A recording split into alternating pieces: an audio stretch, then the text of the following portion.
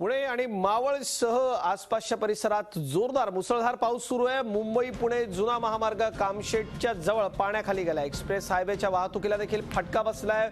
वाहनं धीम्या गतीने सुरू आहेत। काहीशी धक्कादायक ही बातमी असली तरी देखील आनंद देणारी देखील बातमी आहे, कारण आता गणपतीच्या निमित्तानं मुंबई पुणे या शहरांमध्ये मोठ्या प्रमाणावरती लोकांची ये-जा असते। अनेक जण कोकणात उतरायला हा रस्ता वापरतात, पण पाऊस नव्हता।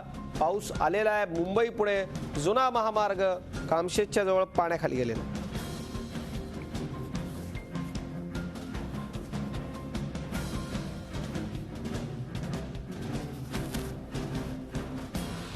आता ही दृश्य आपण जी बघतोय ही जुन्या मुंबई पुणे महामार्गाजवळची आहेत।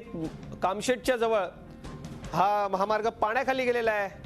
तर मुंबई पुणे एक्सप्रेसवे द्रुतगती महामार्ग जो आहे त्या द्रुतगती मार्गावरती देखील काही प्रमाणामध्ये वाहतुकीला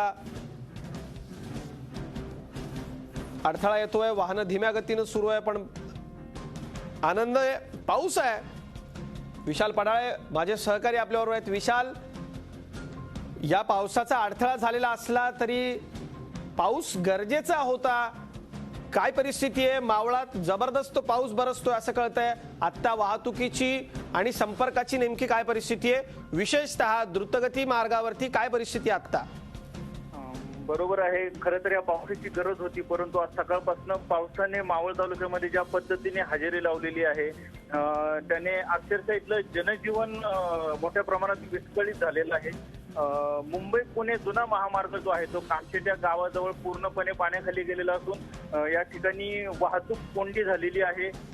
त्याचप्रमाणे मुख्यतः मुंबई पुणे एक्सप्रेस हायवेवरती ताजे म्हणून जे गाव आहे त्या गावाजवळ खूप मुसळधार पाऊस पडत असल्यामुळे साधारणपणे 2 ते 3 किलोमीटरचं अंतर कापण्यासाठी देखील वाहनांना 20-30 मिनिट लागत असल्याचं बोललं जातं। एवढा मुसळधार पाऊस त्या ठिकाणी पडत आहे, त्यामुळं एकूणच या दोन्ही मार्गावरील जी वाहतूक आहे तिला फटका बसलेला आणि यावरील जी वाहतूक अत्यंत धीम्या गतीने चालू आहे। तर मावळ तालुक्यामध्ये इतरही अनेक महत्वाचे खूप डॅम आहेत, ज्याच्यामध्ये पिंपरी चिंचवड शहराला पाणी पुरवठा करणारा पवना डॅम आहे। त्याचप्रमाणे मुंबईला जो वीज पुरवठा केला जो टाटा कंपनीकडून त्याचं जे पाणी तयार होतं ते लोणावळा डॅम असेल, वलवण डॅम असेल, शिरोता डॅम असेल, त्याचप्रमाणे वाडिवळे डॅम असेल, आंध्रा धरण आहे। या सर्व धरणाचा जो आहे त्याच्यामध्ये पाऊस पडणं खूप गरजेचं होतं आणि आता या पावसामुळे नक्कीच ह्या ज्या धरणाचा पाणी साठा आहे त्याच्यामध्ये चांगली वाढ होण्याची शक्यता आहे आणि एकूण आनंदाचं वातावरण आहे। परंतु हातातोंडी आलेलं पीक या मुसळधार पावसामुळे वाहून जातं की काय, अशी थोडीशी धाकधूक येथील शेतकऱ्याच्या मनामध्ये आहे। विशाल धन्यवाद। खरं तर आनंद आहे, पाऊस आहे, पण या सगळ्यामुळे वाहतुकीला अडथळा आहे।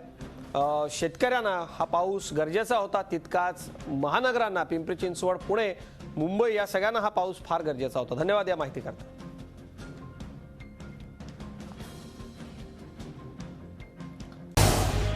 झी 24 तास रहा एक पाऊल पुढे।